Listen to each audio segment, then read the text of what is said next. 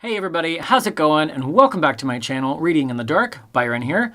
This is going to be my April 2018 retro wrap-up, meaning a rundown of everything I hauled in April and also everything that I read.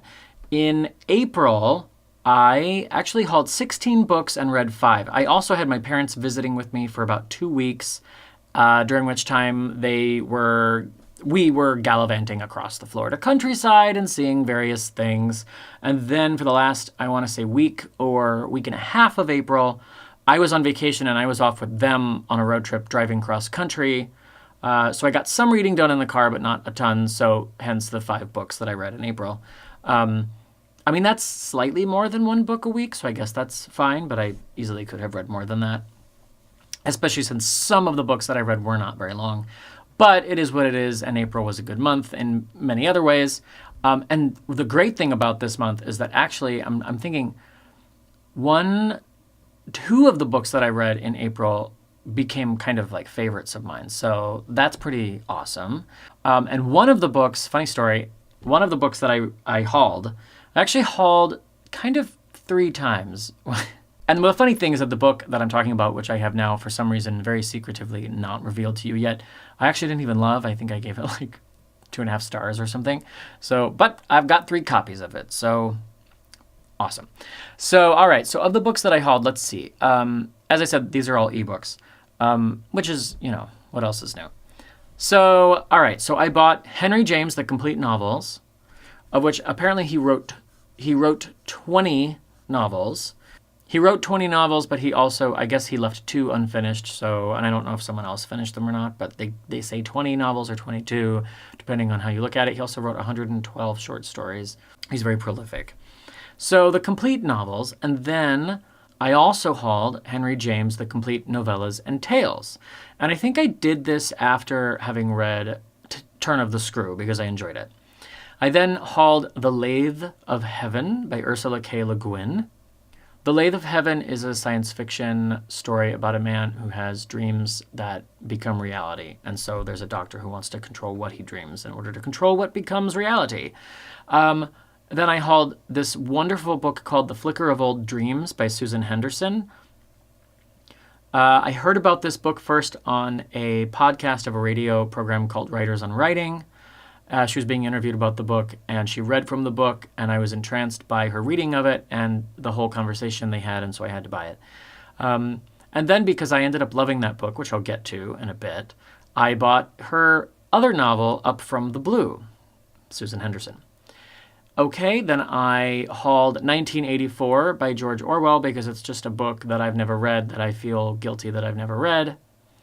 Final Approach by John J. Nance. This came up on my Goodreads because I marked Michael Crichton's Airframe as a favorite. I think I marked it as a favorite, but I added it to one of my shelves anyway. And so this came up because it's also about airplane-related things, I guess. I haven't read it yet.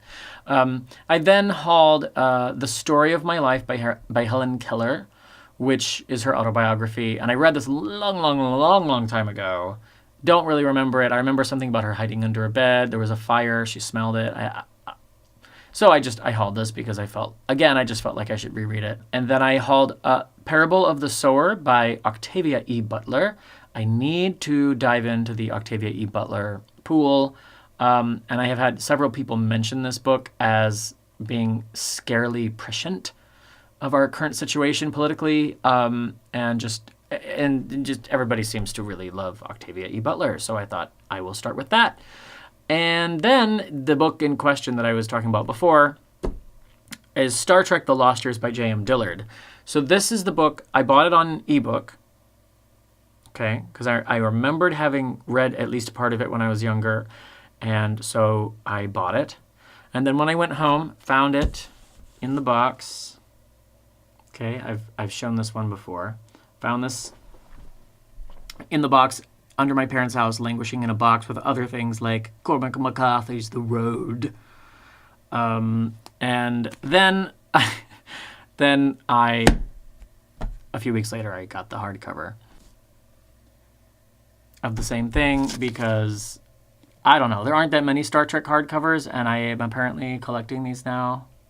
The next book that I hauled was the first of a trilogy, shocking, called The Mapmaker's War. And the trilogy is called Keeper of Tales. So this would be Keeper of Tales #1, The Mapmaker's War by Ronlyn Domingue. I then bought a thriller mystery called The Glass Forest by Cynthia Swanson. I don't know how that book came to me. It may have been on sale. I get emails from Goodreads and from Amazon on occasion saying that these books are on crazy flash sales for one day and get them now. And that one looked interesting to me, so I bought it. I'm not sure if it was on sale, but I think it was. I then bought Ilsa by Madeleine. This is a little-known earlier novel by the author of A Wrinkle in Time. And then I purchased the ebook of The Snow Garden by Christopher Rice. This is a book that I actually read a long time ago. If you saw my other video, every single book I think I ever read, this is mentioned in there. I read this in physical form that it belonged to somebody else and read it a long time ago. And I actually read the whole thing and enjoyed it. And I thought I should support the author by actually purchasing my own copy. And so I purchased The Snow Garden. And then I also bought books 2 and 3 of the Keeper of Tales trilogy by Ronlyn Domingue. And those are the books that I hauled in April. In terms of the books that I actually read, the first book that I read, I was reading, I think, at the very end of March and finished early on in April, and that was the first Star Trek Discovery tie-in novel entitled Desperate Hours by David Mack. Star Trek Discovery is a series that's set 10 years before the original Star Trek show. And this book basically gives you it's an excuse to give you a backstory on the main character of Star Trek Discovery, whose name is Michael Burnham, and her experience as the first officer of the USS Shenzhou under Captain Philippa Georgiou. I had a really good time reading this book. I read it pretty late into the night and finished it pretty quickly. And I actually enjoyed the mission, which in these books is usually kind of a subplot, frankly. The Shenzhou must protect a Federation colony that is under attack by an ancient alien vessel that has surfaced from the deepest fathoms of the planet's dark, uncharted sea. So that's a cool setup. There are references to the Kraken. She wonders at one point, Burnham does, whether or not maybe this vessel also had visited the planet Earth at one point in its ancient history. Maybe that's where the Kraken lore came from. I loved that she talked about the Kraken. I had actually just recently watched a documentary about myths and legends on Netflix that talked about the Kraken, and so I found that whole aspect fascinating. And I love the character of Philippa Georgiou, and I'm a big fan of the actress Michelle Yeoh, who plays her on the TV show, so I enjoyed seeing her in action in this book. But the real central focal point of this book, to me, is the relationship between Michael Burnham and Spock. Michael Burnham is a human female whose parents were killed in a Klingon attack, and I don't remember why, but she is basically taken on as a ward of Spock's parents, Sarek, who is Vulcan, and Amanda Grayson, who is a human. Now she's a high-ranked Starfleet officer, and she has this situation where she has a run-in with her not really half-brother, but, kind of, sort of legal half-brother Spock. I don't know how you'd put their relationship. The relationship between Spock and Burnham is I think, really fun to explore in this book. At one point, he's so unfailingly logical. She says, if I break his nose, will he question whether it's really broken? Really entertaining and really, really fun to read. And I thought that young Spock was captured really, really well by this author, David Mack. So I really enjoyed Desperate Hours. It was surprisingly good. The characters were surprisingly on point. It managed the portrayal of Spock really, really well, and it managed the portrayal of these characters on the TV show really, really well, which is impressive, especially because when a book comes out that's the first book in a series that is based on a TV show that just started, a lot of times the author hasn't seen the show yet. And so, like as was the case with the first novel in the Star Trek Voyager series, sometimes the characters just don't read the way they were on the screen. They just don't feel right. They're wrong because the person who wrote the book hasn't seen them in action before. And that wasn't the case here. These characters really all seemed super intact from the way they came across on screen. So I really enjoyed the portrayal of the characters in this book. I enjoyed seeing Spock and Burnham go head-to-head. it was, I don't know, it somehow sort of surpassed my expectations, and I gave this book 4 stars. And the only way this book could have maybe been 5 stars is if it had had some message that related to our world and made me stop and think and take a look at the world around me in a way that really great sci-fi can sometimes do.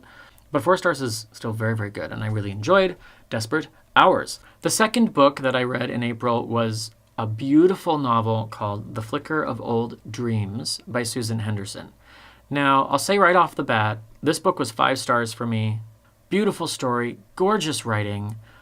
The Flicker of Old Dreams by Susan Henderson is a new favorite of mine, and I'm going to do a separate review on it, but I'll do a quick little rundown. Basically, this is the story of a woman who lives with her father and works in the family mortuary. She's an embalmer. So she's in this small town with farmers that has kind of been dying a slow death. The train doesn't stop there anymore, and it's a very quiet, very slow town of people who all know each other. And a man returns home to be with his mother to see her through her final days because she's very ill and on her deathbed. And he was involved in the accident that caused the grain elevator to be shut down, and which sort of indirectly led to the downfall of Petroleum, the town. And he's kind of not welcome in the town, and she gets to know him, and he kind of turns her world upside down. And it's a story about kind of her awakening in a way. It's just beautiful. It's beautifully written. The woman who wrote it has a history with poetry, and you can tell. So I'm a huge fan of The Flicker of Old Dreams by Susan Henderson. I'm going to give it, I think, its own separate review video.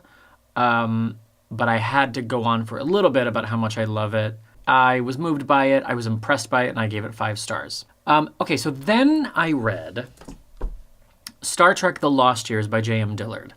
And I read it on my Kindle. This is also the book that I found at home in mass market form, and then also bought a used copy of the hardcover version of. So anyway, but I didn't read it. I didn't read this or this. I bought these after. I got this one after the fact, bought this one after the fact, and read it on my Kindle. Originally, I gave this book 3 stars, and then as I was looking at it today, I think I downgraded it to 2 stars because as I'm comparing it to the Star Trek Discovery book that I read in the same month, and as I compare it now to a Star Trek book that I very recently finished reading called Prime Directive, I'm realizing that even as a Star Trek book, this book is pretty mediocre. I enjoyed this book because it was Star Trek. I just like reading about the future and about different worlds and being in that universe. That said, I honestly can tell you I don't really even remember the plot. I mean, aside from Kirk being forced to be an admiral and trying to figure out a way to enjoy the job, despite his, better judgment telling him he should never have accepted the promotion, there's really nothing going on in this book of interest. I thought the depiction of Dr. McCoy was way off. I mean, this is a period of time. I should take a step back. The Lost Years tells the story of the main cast of characters, the main bridge crew of the Starship Enterprise during the years between the end of the TV show and the first film. And so, fair enough, a lot of them are going to be a little bit adrift and uncertain of what they're doing next, and maybe even a little depressed or lost or something, without direction, whatnot. But they took the whole "I'm not a fighter, I'm just a doctor" thing too far. In my opinion, J.M. Dillard made him, I don't know, he just came across as whiny and useless in this story, and he annoyed me whenever I was reading his point of view. I just felt like, ugh, God, this guy. And that's never the way I felt about that character before, either reading him or watching him. So I fault the author on the portrayal of the character. There's a character that reads tarot cards and predicts things, and I think Spock is unduly intrigued by it. It just, I don't know, it seemed a little hokey to me. And in addition to just how very mediocre the whole story is from a Star Trek perspective, this book also doubles down hardcore on the whole Kirk always gets the girl thing. And it's so ridiculous. Like, this woman, who I think is an admiral, and she sort of takes Kirk under her wing while he's learning to be an admiral. And of course she just completely falls in love with Kirk because he's so hot. there's like some scene going on where there's like stuff, important things happening. There's like diplomatic relationships with some other species or something. And though she behaved with the perfect decorum befitting her rank, she somehow made it clear to Jim that were it not for the presence of Kell and the medic and Olmsted, she would have thrown herself into his arms. And then the next quote that I have, McCoy lay curled up like a shrimp on the cold hard floor of the brig and waited for death. So that basically sums up what I hated about this book. The plot isn't that interesting. The I am so in love with you, Kirk, please take me now trope makes me want to throw myself out the window. It's not even well written. And then McCoy, not an intact character that I recognize from anything. 2 stars. 2 measly stars for The Lost Years. And I own 3 copies of it. As a general rule, I feel like you should probably only own as many copies of a book as you gave it stars. So if you buy a book and you hate it and you give it 1 star, at least you only have 1 copy. But if you're like me and you have 3 copies of a 2-star book, there's something wrong with you. There's something wrong with me. All right, the next book that I read, I Know a Secret by Tess Gerritsen. This is book 12 in the Rizzoli and Isles series. The crime scene is unlike any that Detective Rizzoli and medical examiner Maura Isles have ever before encountered. That's saying something. The woman lies in apparently peaceful repose on her bed, and Maura finds no apparent cause of death, but there is no doubt the woman is indeed dead. The victim's eyes have been removed and placed in the palm of her hand, a gesture that echoes the terrifying films she produces. Is a crazed movie fan reenacting scenes from those disturbing films. So there are 2 murders that are seemingly unrelated, and Jane Rizzoli suspects they are actually connected and somehow related to this production company and this horror film that they made, and this horror film that is still currently being edited and hasn't been released yet. And it deals with sort of buried secrets and history and old friendships and stuff. And the Rizzoli and Isles series for me has become maybe a little less interesting just because it has become a procedural now. There are enough books now for there to be a procedure. And, you know, she's a homicide detective and she's a medical examiner, and there's going to be murders, and they're going to go down a labyrinthine path of investigation and discover who did it. And so you kind of know what you're getting, and so it's not necessarily always going to be the most fascinating experience reading one of these books, but I just love these characters. I love Jane Rizzoli and Maura Isles. I love reading about Boston. I love every time Maura Isles goes into her kitchen after a long day of dissecting corpses and like makes some amazing sounding meal and pours a new kind of wine that I've never heard of before. And I love all the detail, the medical detail that Tess Gerritsen writes into these books because she knows a lot about it.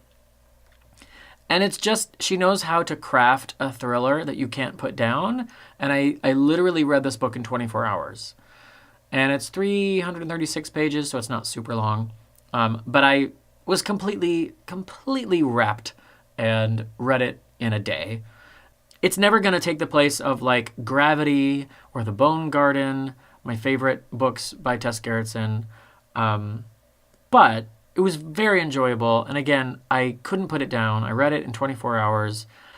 And it was so nice to finally spend some more time with Tess Gerritsen's brain. It'd been a while since I'd read a Tess Gerritsen book.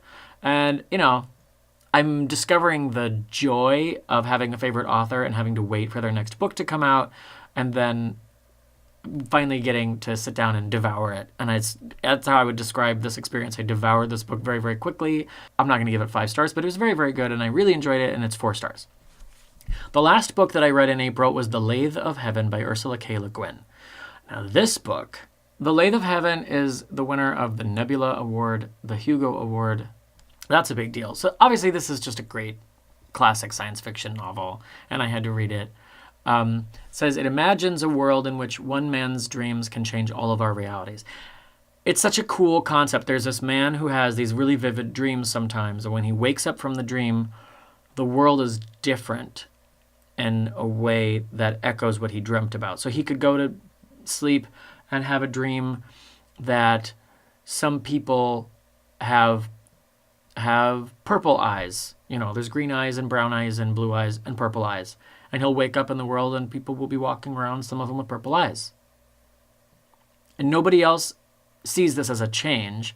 Nobody else notices the change. He's the only one who notices it and thinks, that's not right.